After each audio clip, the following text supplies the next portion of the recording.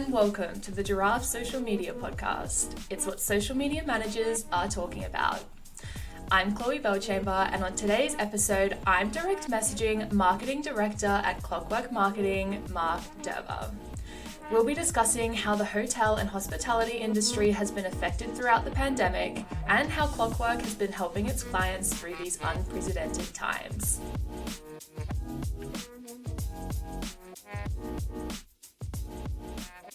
Welcome to the podcast, Mark. Hi, Chloe. How are you today? Where are you joining us from?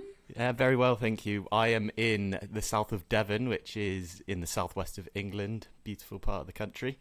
Very nice. Is it sunny down there today, or are you cloudy like us? We had a bit of rain yesterday, but the sun is slowly coming out, but it's England, so can't complain. That's true. We can't hold on to the sun forever. We'll take what we can get. Yeah, absolutely. Well, why don't we start off by you telling us a little bit about Clockwork, the work you do there, and your role? Yeah, absolutely. So Clockwork Marketing is a national marketing agency, and we are hotel and hospitality specialists. We have been since 1992. Our strapline is to boost bookings and colour travel dreams. So we work a lot with hotels across the country, all up and down sort of England, Scotland and Wales, and also with holiday parks and other self-catering properties. And my role in particular, so I've been at Clockwork for nearly 2 years, and my background is in search engine optimization, but I've moved on, so I'm now the marketing manager. And yeah, no, just really great to work for a company like Clockwork, so enthusiastic and just love what we do. So, yeah. Great to hear. And what have the past 18 months looked like for you guys? Because obviously the pandemic has had an effect on most industries, but I want to know, how has it had an effect on hospitality and hotel marketing in particular? Yeah, so very, very good question, especially for hospitality. We found ourselves in a completely new situation, which we've never experienced before. So overnight, businesses collapsed, services came to a screeching halt, and people were plunged into what felt like a dystopian novel. As hospitality marketing specialists, the industry we work in was one of, if not the worst, sort of affected by the lockdowns, and so we saw venues closing, bookings cancelled, and sadly many people lost their jobs. Collectively, the hospitality industry in the UK employs over 4 million people, so this was a huge problem. And Clockwork's support, well, our support and response was to help our clients in any way we could.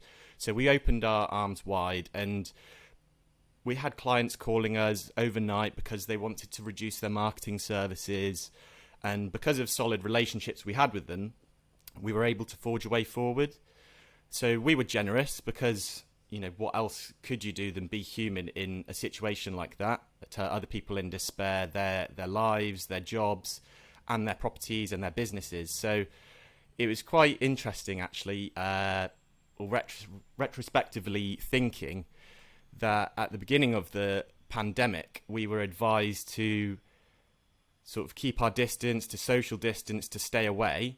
And we did responsibly, physically. But our instinct was never to push ourselves away and to abandon ship. So we've always remained close to our clients, and we've seen that our client relationships have got stronger from that. In terms of hospitality marketing, we had to become COVID experts. And so we were tuning into Prime Minister's announcements every night, 5 p.m. We were up to date on policies and making sure that our clients were sending the right messages to their guests. And as I mentioned, as a national agency, we had clients all up and down in different regions across England and Scotland and Wales. So we were trying to manage all the different rules for each area. And so I guess that was probably something new to hospitality marketing, which was the whole governance with the pandemic. Mm-hmm. You touched on there that you had some clients reach out kind of hoping to reduce their package. I think everyone was just really uncertain, especially at the beginning of the pandemic and when it hit. But I want to know, how has Clockwork helped its businesses approach marketing differently during this time? Because I read a statistic on your website that said only 39% of businesses have done the same amount of marketing during this period compared to what they were doing before. Yeah, so people react differently. For a lot of people, it was a knee-jerk reaction to turn everything off and to shut down. People were scared, so that was their natural reaction, was to just go, I'm turning everything off. But there were also the tenacious 39% who continued their marketing. And our advice was to maintain the same amount of marketing, keep communicating, stay front of mind. And it was all to be in a better position to react quickly. So we had multiple lockdowns, which felt like a bit like a yo-yo. And so being ready, being flexible was so important. You don't race a cold engine, you have to warm it up first. And often it takes time for some marketing efforts to get some momentum. And there wasn't really that availability with the uncertainty, unless you're clairvoyant or have some sort of crystal ball, of course. So we were always trying to keep our clients ready and on the front foot.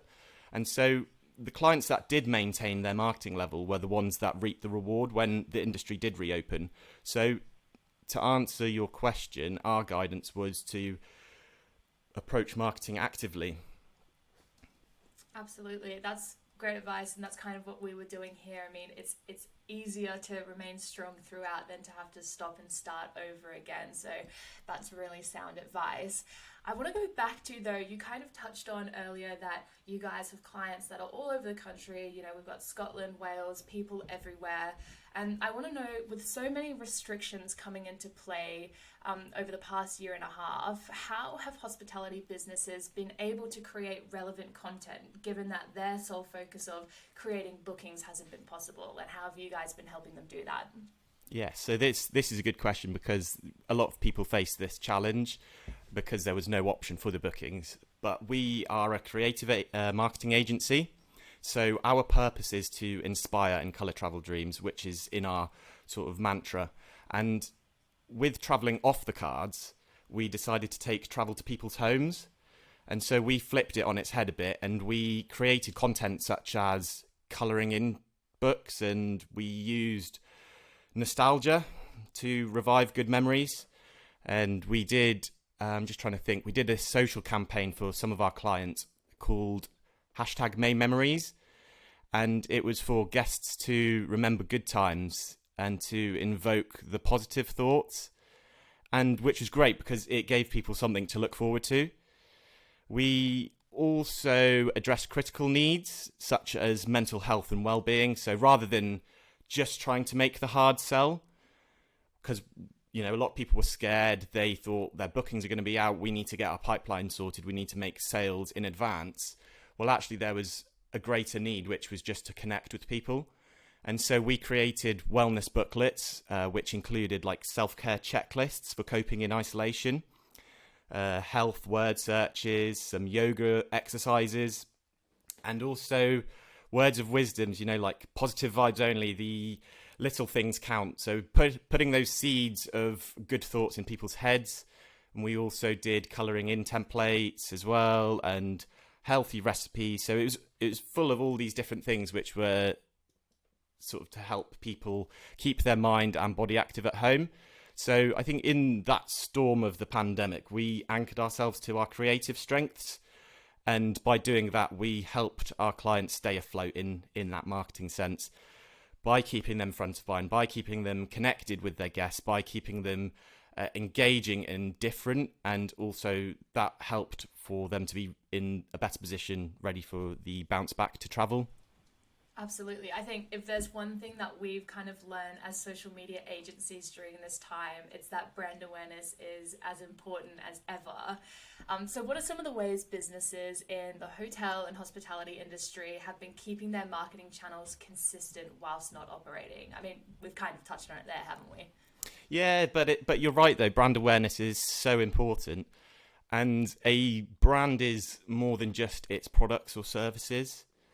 And we've been trying to keep the flame of brand awareness alive and burning through the pandemic, and especially on social media.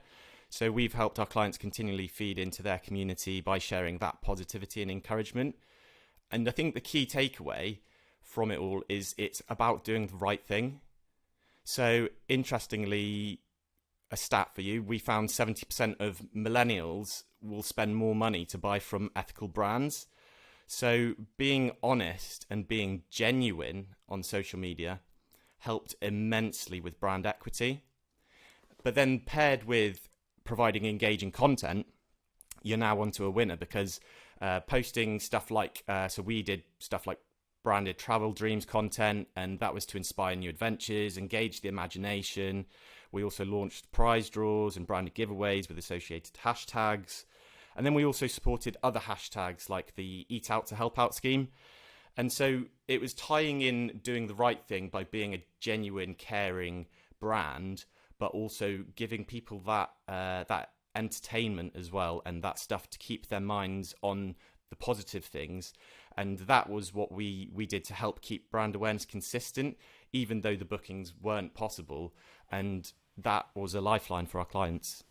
Definitely. And I'd love to know, like, what was the response from, I guess, your clients' audiences? I know, like, even with Eat Out to Help Out, we had, everyone in the community rallying around small businesses and local businesses. So was that stuff quite well received?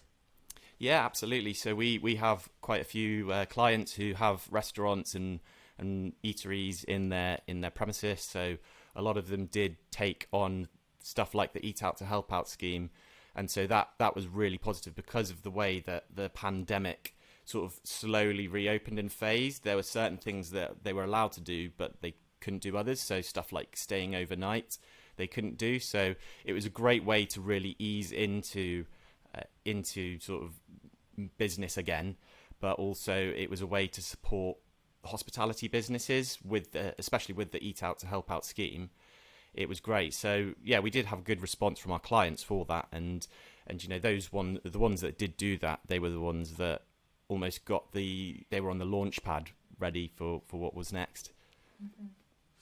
I'm not sure about you guys, but here at Giraffe, we kind of noticed as things, the first time slowly began to open up, we saw like a really busy period where people were ready to jump back on the marketing bandwagon. And I saw in a survey that Clockwork conducted in the height of the pandemic said 30% of businesses said they were doing half as much or no marketing at all compared to when things were normal.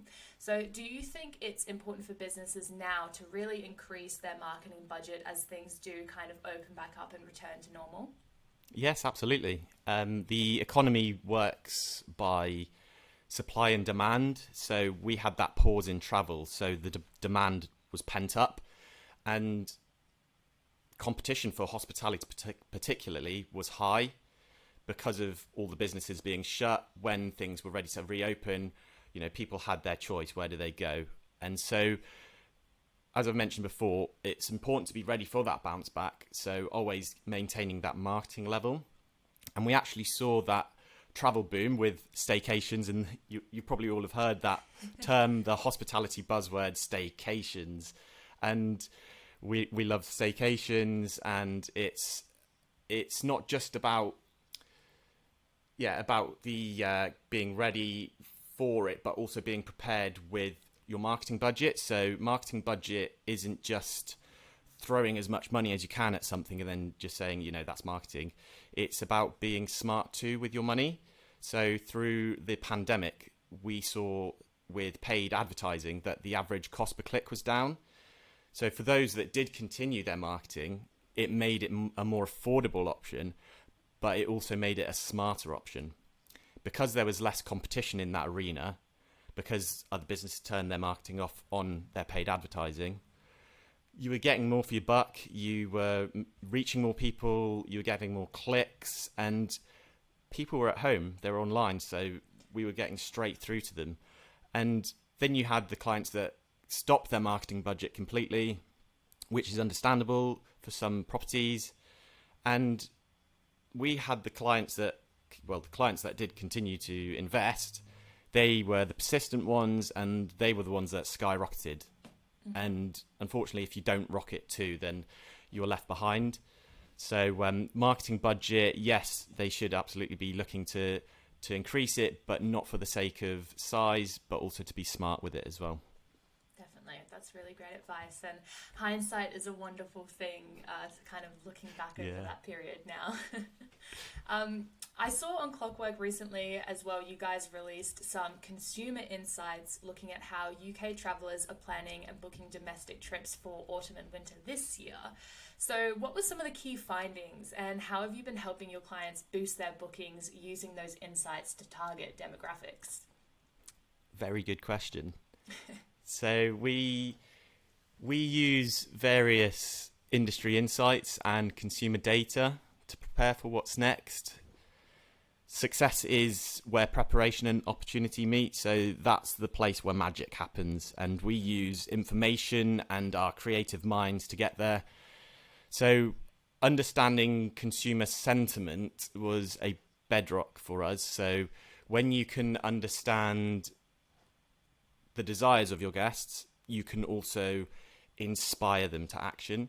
And so one of the key findings that we found from our research collecting consumer data was from a sentiment tracker report by Visit Britain, and they looked at holiday intenders and holiday takers. And the report identified information on things such as comfort level for travel. So are you comfortable to go this far? Are you comfortable to go and stay there for this many nights? And then it was gauging people's comfort level. They also looked at information like break length, how long they would stay. So in 2020, they were mainly short breaks. And then they did it also by geography, and so by destination, which was the most popular was mainly the southwest because we are near the coast and also have the countryside and the open space. So they had all this information and it was broken down by demographics. And so that was a fantastic source of information for us because we had now the opportunity to package up the right breaks to the right people at the right time. And so that's where we use information and our creative minds to get to that magic place. And it is a really good bit of information and findings for us. Yeah. And I guess for the social media managers listening at home, how important have the data insights been to businesses through COVID and beyond? Yeah, so data is, we see data like a compass. So when there is that fog of uncertainty, data will help us to, well, it guides us to make the right decisions and it guides us to get to our destination. And through COVID, we followed trends. We did social listening. We did environmental scanning. I think everyone will have been doing environmental scanning, especially with, what's going on. We tracked and we collected website analytics across hundreds of hospitality businesses. And so we were able to collect all that information. And that is the data that guides us to make our exciting marketing maps for our next voyages. And it's that vessel that gets us to the magic place, creating campaigns that help our clients shine.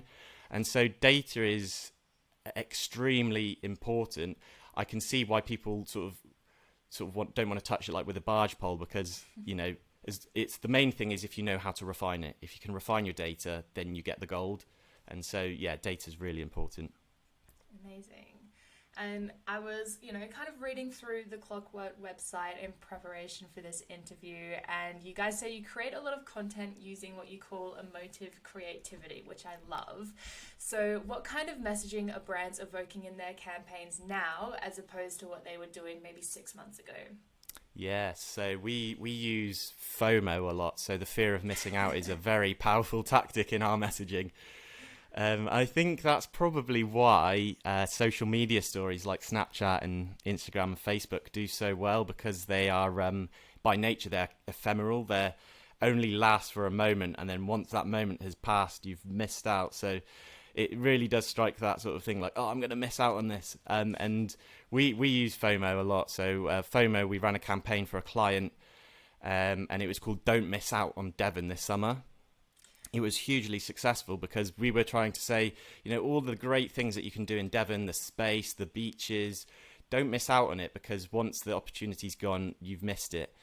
Then we sort of continued to use FOMO and we bridged into a new campaign for them, which was called Did You Miss Devon? So we were still appealing to the people that sort of read the message but didn't jump or make the decision to purchase or to book a holiday. So we did another FOMO campaign straight after, which was Did You Miss Devon?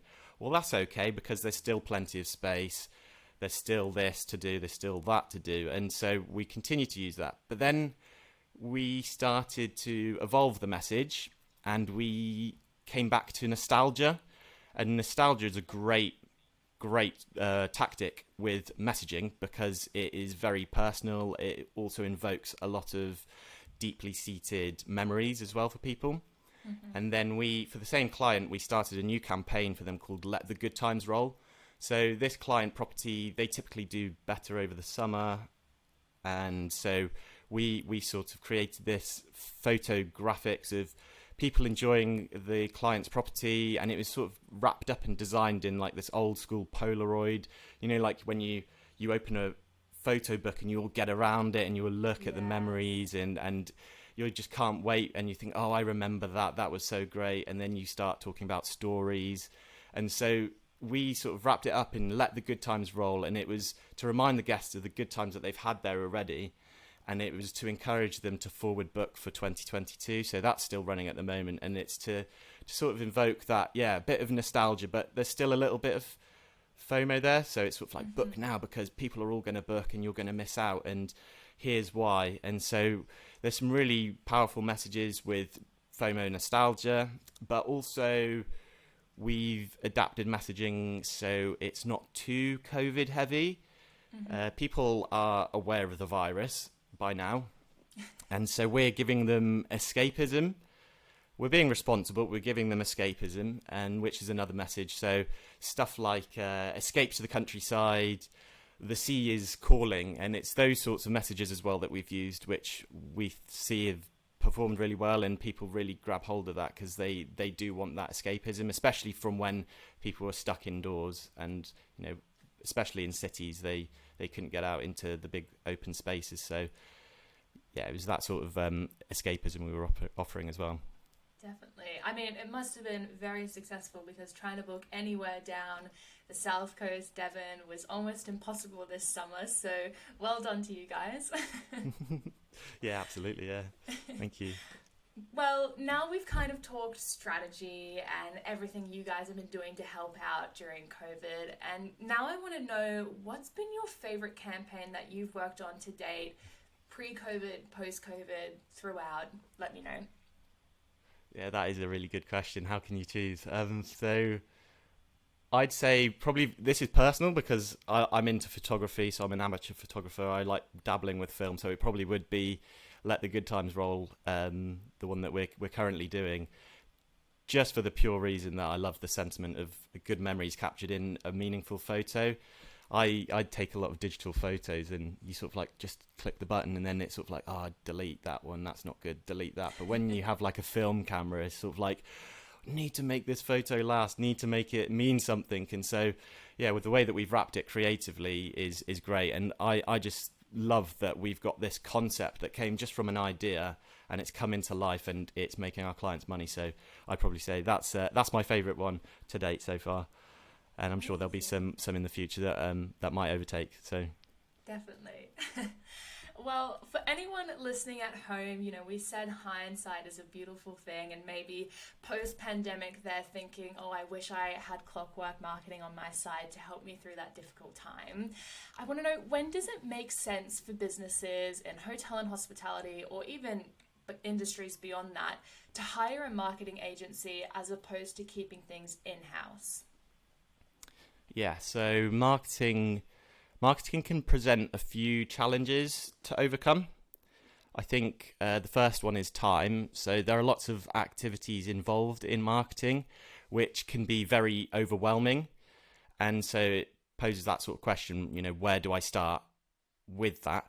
If you have no time to do marketing yourself, or even if you don't even know what to do, it's best you get an agency to do it for you. I'd say as well, stress is another one. So for an owner of a business, there is an endless list of things to keep on top of. And there's often something that will be keeping you awake at night. Did I do this or did I do that? And I hope things will work out okay.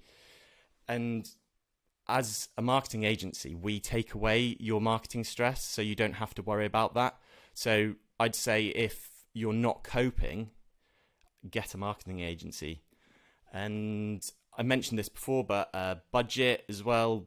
So budget isn't just about throwing as much money as you can at something and go, that's marketing. It's about being smart as well with your money, because having an agency, they will be able to help guide you where to invest your money into the things that make the difference. And you'll see that return on investment if you have a great marketing agency. In the hospitality industry, we usually find it's the larger properties that have their own in-house team, because they have the staff and they have the budget to support it. However, I'd say in-house teams will only take you so far. So typically it's one person who runs the marketing, and that means that they are an all-rounder. They're a jack of trades, master of none. And it also means that training is vital, because they need to stay polished and keep up to date with the latest techniques and technologies. So then you come back again to the beginning on time. Where do they have the time to do the training when they're supposed to be running the marketing? And so with a marketing agency, you get that experienced individual expertise in each area. They are experts in that. They're experts in that. They're not just an all-rounder. And it's across a larger team as well. Plus, you get the support of the professional resources as well. So you'll know that there's a lot of subscriptions and tools that you have to pay for, which can get quite expensive. So with an agency, you have access to that as well. And so I'd say the decision really is where you want to go with your business. If you're happy to just coast, then if you've got an in-house team, then you can coast and stay there. But a good agency will help your business level up. Nice. And my final question for you today is, what are some post-pandemic trends that you predict are going to come through the travel and hospitality industry in the next few months and years? Yeah, very, very good question. So hospitality in a changing world will present a lot of emerging trends. We use, as I mentioned, data as our compass to sense the next steps. So I think outdoor wellness is going to be a massive opportunity. As a society in the digital world, the lockdown was a chance for us to cure our nature deficit a little bit. Yes, we were stuck inside. We had to watch Netflix, or we were on YouTube, or all these various things. But we also had that opportunity to just escape from that, go for our daily walks. People got wild. They returned to loving the outdoors, foraging, exploring their local area further than they had before. And so I think that reconnection with the great outdoors, combined with mental health and well-being, I think that'll be something we see more of in 2022. So potentially more camping, more breaks with digital detoxes in. We've also got the experience economy, which is booming. I'm sure through the lockdown, we've all revised our bucket lists and what we want to do. And there'll be lots of opportunities for activity and doing things. So this is all about creating lasting memories with your friends and families. And I think through the pandemic, we've learned this, that unfortunately, with the loss of many loved ones from COVID-19, people know that they have to make the most of every moment before it's gone. And so more experiences, and we have our own gift voucher tool, because gift vouchers are a great way to sell experiences. So little plug, we've got our own gift voucher tool called Gift Voucher Brilliance. And it was really, really good through the pandemic. It was great in maintaining sales, but also in growing sales. So we saw people get more money through there and more revenue through gift vouchers. So I think post-pandemic, we'll see experience become more popular. So gift vouchers will become more prominent as well, to give us gifts and treats and that sort of thing. Staycations will continue, of course. Lots of properties adapted through the pandemic to become accommodation providers, and so they'll still be used in 2022 and beyond.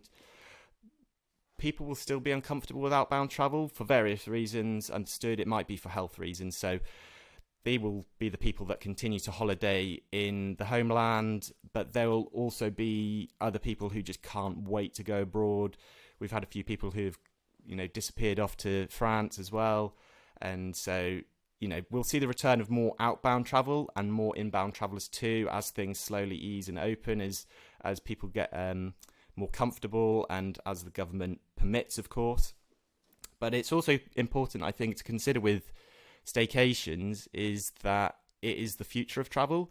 And I mean that in the sense of environmentalism and reducing carbon footprint. So over-tourism is something that's on the consumer radar, and they're very conscious of it.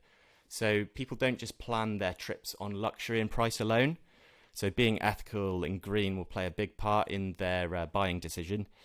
And that's where I think we see regenerative tourism, which will be huge. And we've taken steps at Clockwork to support this. So we're currently in partnership with the Devon Wildlife Trust, and it's their job to help preserve wildlife and nature in Devon, one of the UK's most visited regions. And we believe that this pioneering approach is essential to the longevity of the hospitality industry, but not just for our industry alone, but also obviously for the greater good of our planet. And so I think post-pandemic, the new paradigm, the new way of doing things would be about giving. It's not about taking.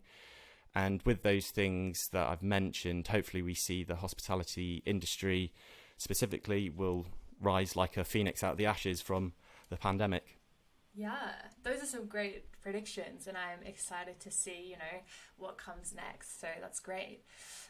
Before we wrap things up today, we're actually going to run through our new segment, which is our rapid recommendation segment. Mark, you are our first guest to do this. So am I the guinea no pig? Pressure. Yes, you are the guinea pig. If your recommendations are not up to scratch, we will be scrapping. But yeah, we're basically introducing this segment so we can find out what our guests have been loving and what they can't live without. So, Mark, the first thing I want to know is, what is one app or tool that you simply cannot work without?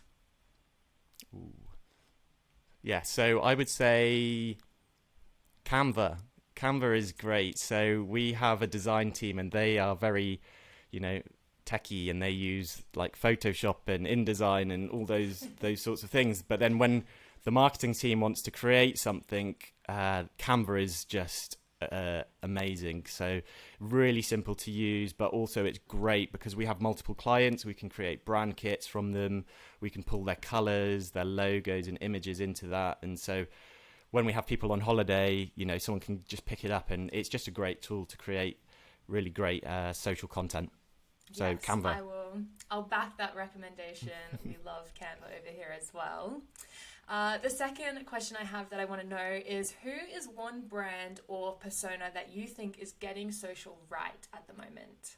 And you can't say any of your clients. Yeah, no. So I will say Red Paddle Co. So Red Paddle Co, they're a stand-up paddleboard, inflatable paddleboards.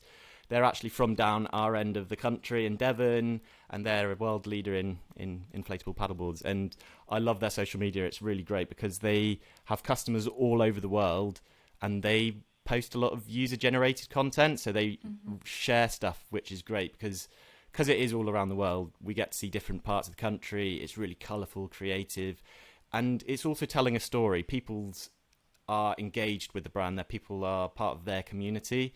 And so it's amazing to see that. But they reflect a good mix of, entertainment as well as information. So every now and again, they'll put in, they're using this board, they're using that board, and then they give you information. But of course, we know social media is all the better for animal pictures, and they do tend to put a lot of pictures of their dogs on the paddleboards with them. So I think they do it very well. So yeah, Red Paddle Co, very good. Nice. Be right back. Going to search them right after this recording. My final question for the listeners is, what's one valuable resource, event, or group that you think our listeners should know about? Ooh, tricky. I'm going to say you want to sign up to the newsletter for Without Studios. They're based up in Scotland. Sign up to their newsletter. It is fantastic. they will give you fresh and creative branding ideas. I think with being creative, sometimes we can get stuck into a bubble. We can try this idea, try that idea, then we're now daisy chaining off of this particular thought process, and then I think we get to a wall. And so what Without Studios are really good at doing is they bring in this whole fresh, inspiring new perspective of branding, and it's really radical. And I think if you can get some information from them and they do news pieces and insights, sign up to it. Comes straight into your inbox, just Without Studios. Sign up to their newsletter, and it'll just change the way you think, and it's really inspiring. So great. Well, that is all we've got time for today. Thank you so much for joining me, Mark. Thank you for having me. It's been really great to chat with you, and of course, being social media marketers through this time, it's just interesting to, like you say, hindsight's a wonderful thing, and now we look to the future. So really exciting times. Absolutely.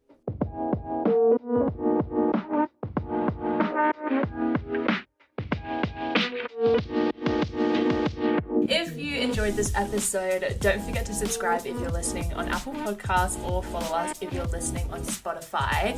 We would love to hear what you thought about today's interview, so make sure you reach out on social media and let us know what you thought. We've been Giraffe Social Media. You've been amazing. We'll see you next time.